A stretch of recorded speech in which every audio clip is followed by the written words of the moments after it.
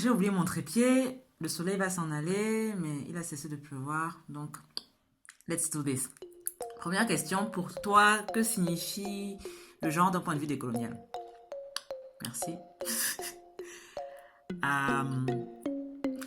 Déjà, d'un point de vue décolonial, il faut se dire que non, en fait, non. Là, non. Non, il n'y a pas de genre. Donc, non. Euh, on n'en a même pas forcément un.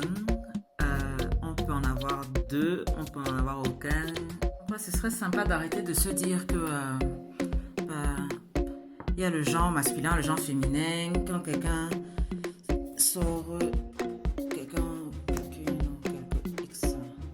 sort de l'utérus de son parent à la maternité, il faut arrêter de se dire ah, il y a un vagin, c'est une fille. Ah, il y a un pénis, c'est un garçon. Félicitations. Ou ah, c'est comme ça qu'on met ça, non? Ah, il y a les deux. Il faut choisir. Ouais, donc ce serait sympa d'arrêter quoi. C'est ça d'un point de vue décolonial. Juste arrêter ce qui a été fait et écouter en fait, c'est-à-dire le genre, tu ne connais le genre d'une personne que quand tu lui poses la question. Et encore, sa réponse peut changer. Donc, voilà, prépare-toi. Voilà, voilà.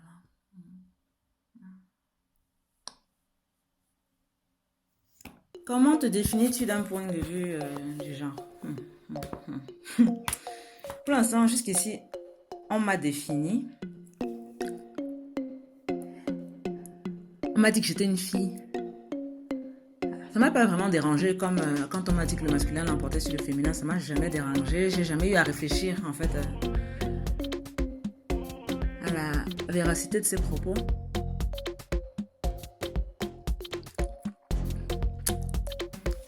Mais déjà, on m'a doté d'un prénom qui ne laissait pas deviner est-ce qu'il y a un vagin, est-ce qu'il y a un pénis. Non, en fait, on m'a doté, ça c'était l'une de mes forces.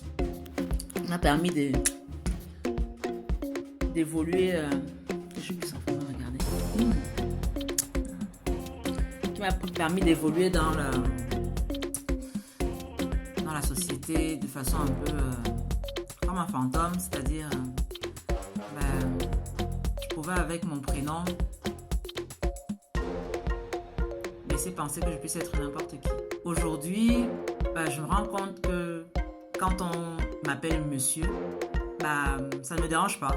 Quand on m'appelle madame, ça ne me dérange pas. En revanche, quand on m'appelle mademoiselle,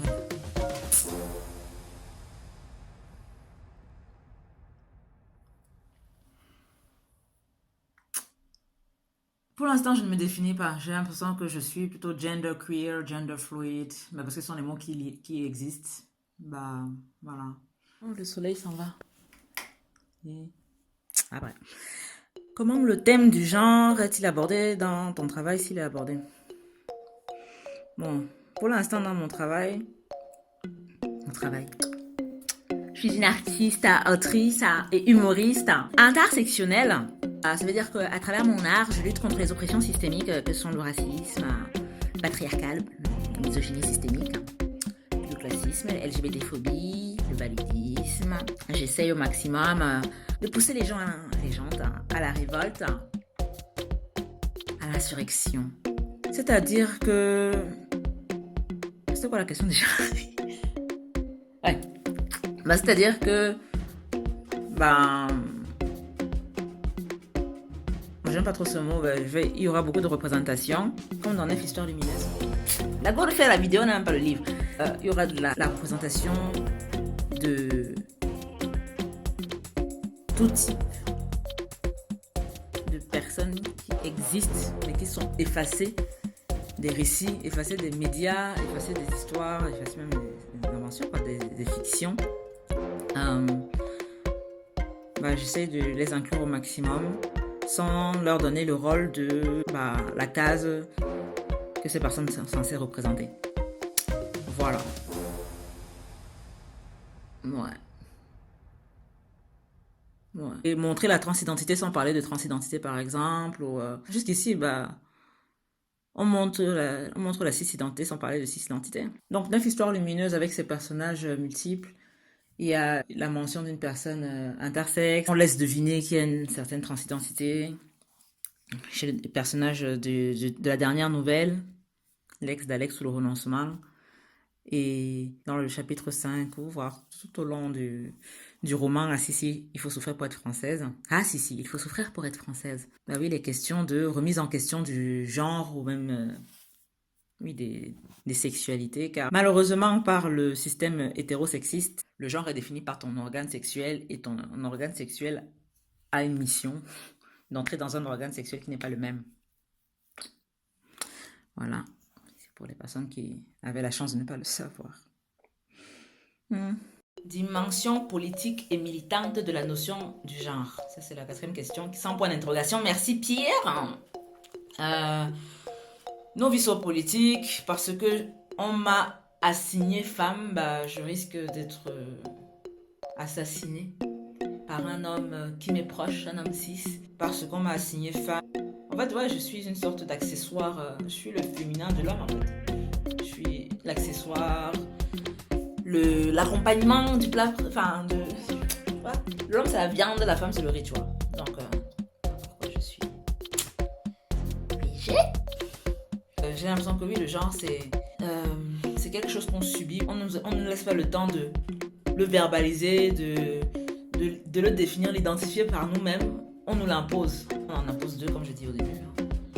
Bah, à cause du genre qu'on m'a imposé, bah, je peux pas enlever ce haut en disant bah, j'ai chaud. Je reçois des menaces de mort parce qu'il y a la nature qui pousse. Voilà. C'est ça la dimension politique. La dimension militante maintenant, bah, c'est de vouloir dire merde et de pousser les autres personnes, c'est-à-dire juste tout le monde, à dire merde face à ces injustices, discriminations, crimes qu'on subit à cause d'un genre. À cause de... Ah, parce que ça dérange. Ça dérange. Ouais, nos existences dérangent. Ouais, les femmes, qu'elles soient cis ou trans, dérangent. Les personnes femmes non-binaires dérangent. Ouais, tant que t'es pas un homme cis, hétéro, de préférence blanc, bah... Tu déranges, qu'est-ce que tu fais là? Voilà. Donc le militantisme, c'est pour que...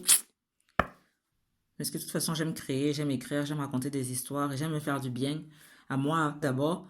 Et je vais me créer des refuges comme ça. Je me dis que si ça me fait du bien à moi, ça devrait faire du bien à plein d'autres.